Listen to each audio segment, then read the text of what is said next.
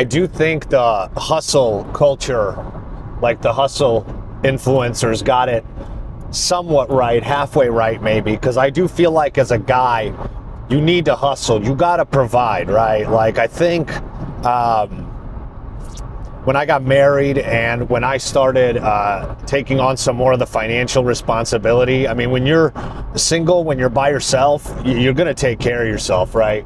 But I think when I'm fulfilling that responsibility I put on myself as a man, whether it's financially or providing whatever, I feel good. I feel productive. I feel I feel like I walk with my chest out more and my shoulders up higher, like I have a higher opinion of myself. And I don't know, maybe women experience that too if you're the leader of the household or if you're career oriented or whatever. But I just know that to me, like the hustle, like I do think as a guy, you gotta hustle, and if you just gotta find a way, right?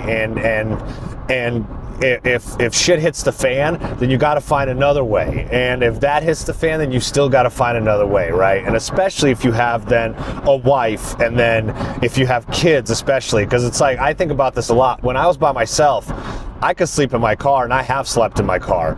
Now, I got Chelsea, and I want her to be taken care of, and I want her to be to feel safe and secure, right? I want those things, and so that puts that gives me a little bit more responsibility, and so I think you do have to hustle. You do have to make your way, and you do have to make your own way, and nobody's gonna just give it to you, right? So whatever little talents you have or whatever it is you're good at, you got to find a way to put that to use and get money and be productive for yourself and for your significant other and for your family. But I think about that saying. I saw it somewhere. I think I was watching a commercial or something. And it said, like, it was that saying, shoot for the moon and you'll land amongst the stars, right? And I got to thinking about that a little bit, and I'm like, that's a good saying, right? Because it's like, reach for the best.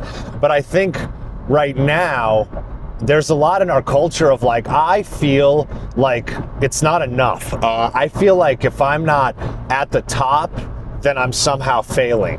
And I do think that's...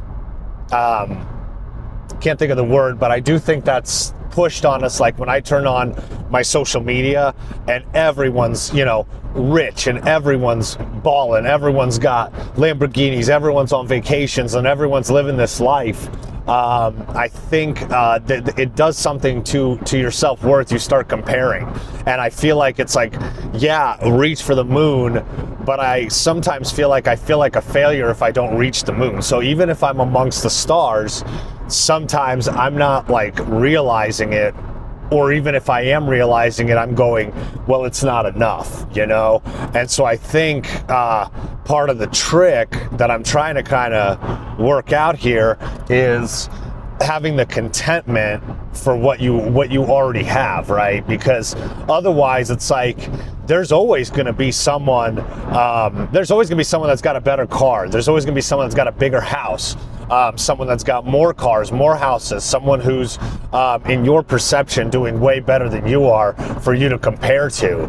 And, when you reach that, you're still not, Elon Musk still has more money than you do. Jeff Bezos still has more money than you do, right? And so it's like, and a millionaire wants to be a billionaire, and someone who's got 1,000 now, there is a basic standard, right? You need enough to live or whatever. But I'm talking about, like, if you're doing pretty good, if you're running a small business, or if you've got a good job and you're supporting your family and you're doing pretty good, and still I compare myself, and still I go, I'm not doing good enough. And if I'm not at the top, if I'm not at the tippy top of whatever my perception of that is, I'm not doing good enough. And so I'm trying right now to stop and kind of take stock and be a little bit more grateful for what I do have, because the rat race never stops. I just don't feel like I don't feel like it ever stops. We're always chasing more, and there's always someone with more, and there's always the next promotion. And if your business hit, 500,000, the next year you got to hit 600,000. And with, the age of private equity and investing, it's always like, if you're not growing, you're failing.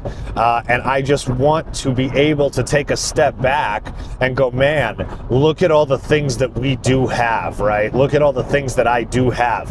A smaller house is still a house, right? And you have a car to drive, and you have a job to go to, and you have, especially our health that we always take for granted until we don't have it.